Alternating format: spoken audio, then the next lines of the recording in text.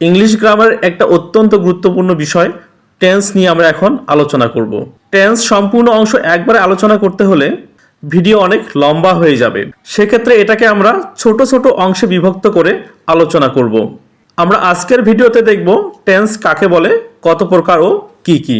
পরবর্তী অংশে present, past এবং ফিউচার আমরা আলাদাভাবেই আলোচনা করব। প্রথমেই টেন্স কাকে বলে। টেন্স শব্দের অর্থ হচ্ছে কাল। কোনো কাজ সম্পন্ন হওয়ার সময়কে টেন্স বা কাল বলে। টেন্স তিন প্রকার, যথা প্রেজেন্ট, পাস্ট এবং ফিউচার।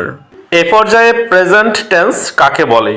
যে সকল ভার্ব দ্বারা বর্তমানে কোনো কাজ হয় বা হইতেছে বা হইয়াছে বুঝায়, তখন ভার্বের প্রেজেন্ট টেন্স হয়।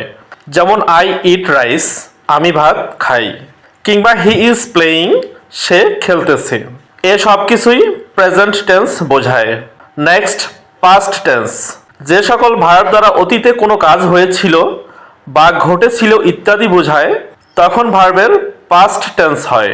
যেমন আই স এ বার্ড, আমি একটা পাখি দেখেছিলাম। শি ওয়াজ প্লেয়িং, সে খেলতেছিল। এগুলো অতীতে কোনো কাজ করা বোঝাচ্ছে, সেক্ষেত্রে পাস্ট টেন্সের উদাহরণ। নেক্সট, ফিউচার টেন্স কাকে বলে? যে সকল ভার্ব দ্বারা ভবিষ্যতে কোনো কাজ করা হবে, হইতে থাকবে বা হয়ে আসতে থাকবে ইত্যাদি বুঝায়, তখন ভার্বের ফিউচার টেন্স হয়। যেমন আই শ্যাল গো, অর্থাৎ আমি যাব। আই শ্যাল বি গোয়িং, অর্থাৎ আমি যাইতেই থাকবো। এগুলো ভবিষ্যতে কোনো কাজ করা বোঝাচ্ছে, সেক্ষেত্রে ফিউচার টেন্সের উদাহরণ। প্রতিটা টেন্স আবার চার ভাগে বিভক্ত, যথা ইনডিফিনিট, কন্টিনিউয়াস, পারফেক্ট এবং পারফেক্ট কন্টিনিউয়াস।